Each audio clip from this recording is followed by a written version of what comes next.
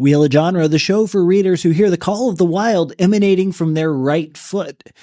Right now, we are reading every story in the Weird Anthology, including this one, Garry Kilworth's Hogfoot Right and Bird-Hands. God, took it all, fighting for my life here to say this title.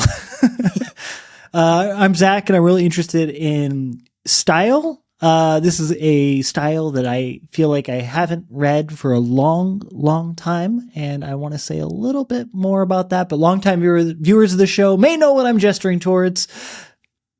Your foot? Oh, sorry. Okay. I'm Bob. I'm interested in coordination. What a crazy story, which we will describe. Toot sweet. But do you know anything about Garry Kilworth, Zach? I know a little bit about Garry Kilworth. He has authored around 80 novels and collections of stories in genres from SF, fantasy, horror, historical fiction, and children's literature. I read a fun, well, I wouldn't say fun. I read an interview with him where he was basically just fun. Like, well, yeah, but he was basically like, I would have made a lot more money if I would have just picked a genre and stuck to it. That's like, so this is why I held back fun. It was kind of sad. It was an end of life kind of retrospective. He was 70 years old, thinking about like, damn, I wish I would have made a little bit more money and be a little bit more secure. But anyways, Garry Kilworth, World Fantasy Award nominee. Something I thought was really interesting. I'm just going to read this person's Substack article. It's, 2 paragraphs of it. It's from Tim Leiter's Substack. I've never heard of an author having a reception quite like this. He says, we probably shouldn't laugh at furries. Yes, they are funny, but most of them are sweet people who like to dress up like cute animals. Almost everyone has a ridiculous hobby. If you don't have a ridiculous hobby, then you are boring. More importantly, only a small minority of furries cut holes in their costumes so they can have sex. Yes, some furries are Nazis, and some furries actually believe that they are part animal, but every group attracts sad creeps. Garry Kilworth is well known in furry circles for novels like Hunter's Moon and Frost Dancers, about foxes and hares respectively. He also has an entire series called Welkin Weasels, where his anthropomorphic weasels go on sea journeys. Go to Wikifur, new website for me, but I'm going to check it out after we record, and you will find many books about animals having adventures, from real animals with human brains, like Watership Down, and, quote, Rabbits and Waistcoats books. If you wanted to only read furry literature, you could do it. So, Garry Kilworth, well known in furry circles. This is great. Should we do it? This is my favorite. Do a month of... Furrying or reading? I'm not sure what you're asking me, Zach. Oh, we got to go Daniel Day-Lewis style, Bob. Method act. Yeah, method acting. Wait, does this mean, so is Redwall, is the series Redwall furry literature? Because I'm well versed. Yeah. Okay. Really? Wow. Here we go. You start dressing up in a rat costume. I'll defend the castle, though. I'll tell you that. The rat castle, the Rassle. Castle Rat. Give them a call. Yeah. Anyway, so the new album was pretty good. Anyway, this story is it's hard to talk about. It's absolutely insane. So there's this woman who lives at she lives at her house, as most people do with their houses, I suppose, unless you're David Lynch and you buy 2 right next to each other. But she lives at her house, and this thing called the welfare machine, which we find out is a robot that does all sorts of things.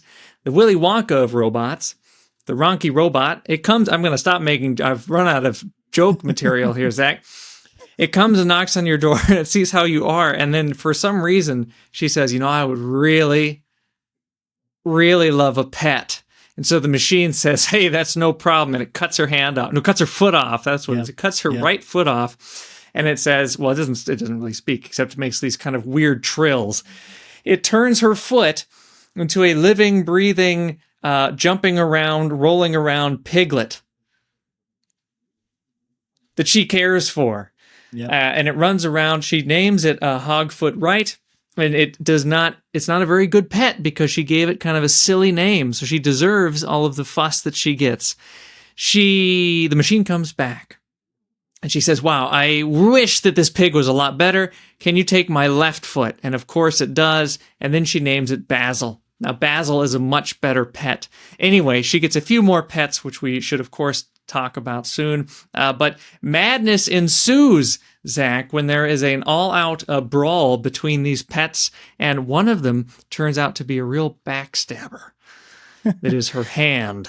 You know, stepping away from the plot, when the hand becomes the bird, that was the first. Maybe I should just be upfront. I didn't care for this one, Bob. I didn't care for it. It's fine. You know, it's fine. Don't leave an angry comment. If I don't like it, usually I keep my mouth shut. But like lines about the bird, putting your foot in your mouth in this one. Oh no. Boink, boink. But listen to the alliteration on this one. It would perch on the back of the bed chair and flutter its finger feathers with more dignity than a fan-tailed dove. I'm just like, what are we doing? Why? So I was sorry, you go ahead. No, what were you doing, Bob? Were you Why? You have a highlighter out? Yes. Ooh, saving this for later. For whiffing. Anyway.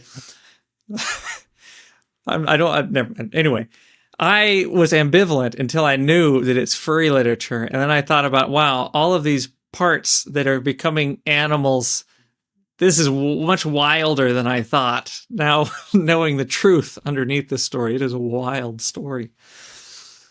Whoa. I mean, it's alliterative right there. So here's the question in my mind, though. I mean, I didn't set out to talk about this, but there has to be a dividing line between authors who set out to write furry literature and authors who have been co-opted and adopted by the furry community. And I feel like, well, I don't know. If you had anthropomorphic animals falling in love, maybe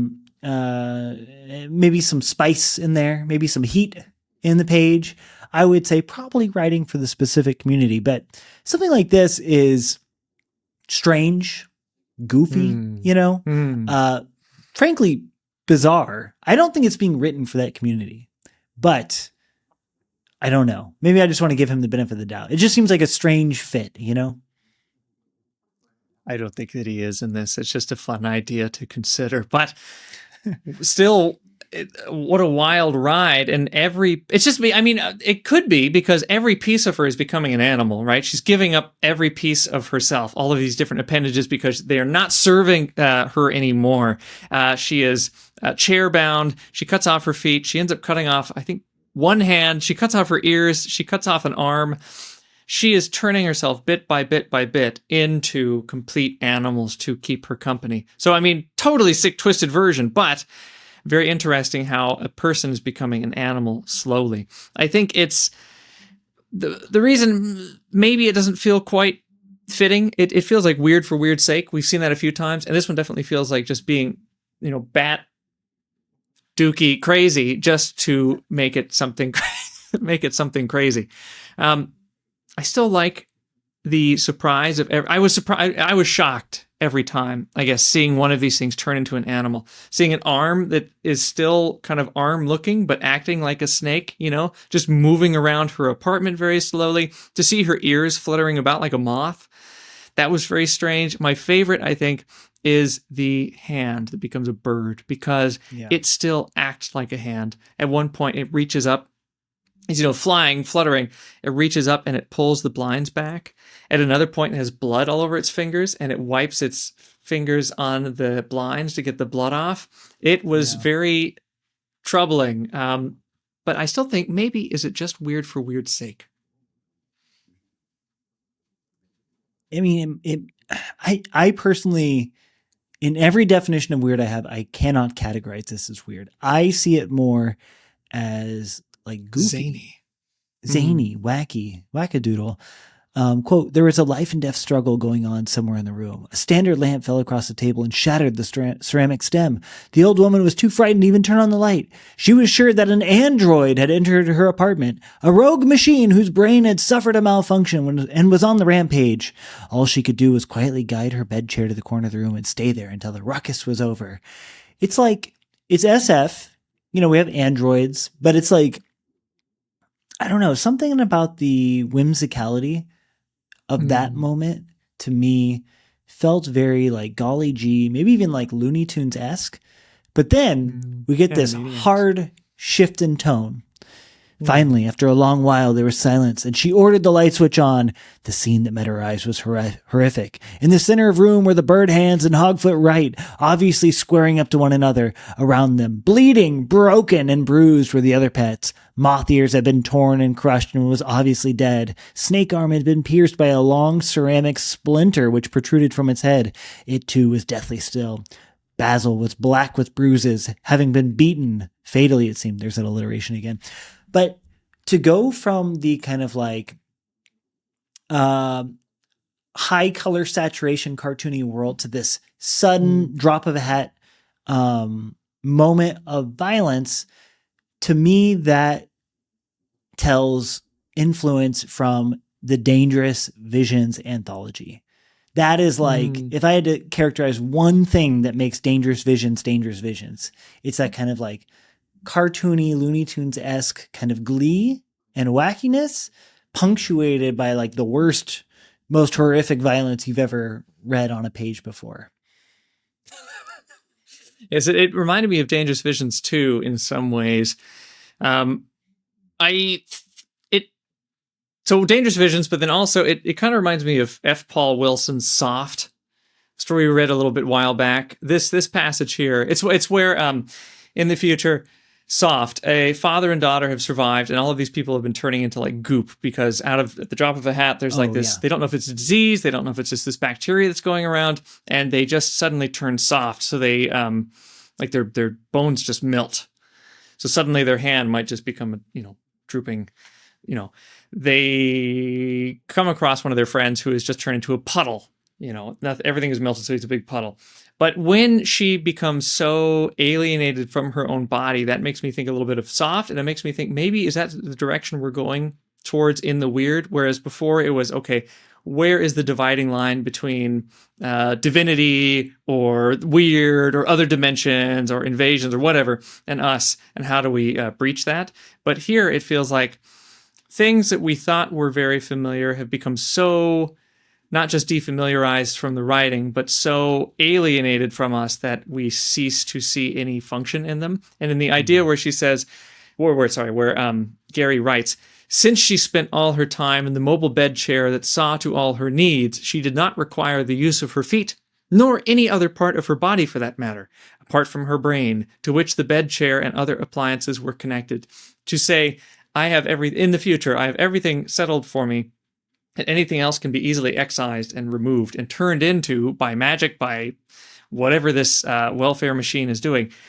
It takes those things that we once used and depended on and turns them into something completely fantastical, something totally different. I think losing a connection between pieces of yourself feels very weird. Potentially is as far as the direction we might go in. Kind of a Wallesian vision of the future. A Disney Pixarian glimpse into a negative future.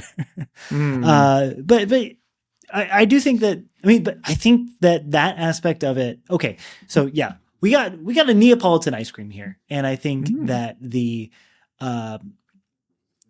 chocolate of it is this kind of sci-fi future where it's like, we're not really using our bodies anymore. We're just confined to a chair. We're just kind of lumps of flesh that are just hanging out in rooms all the time.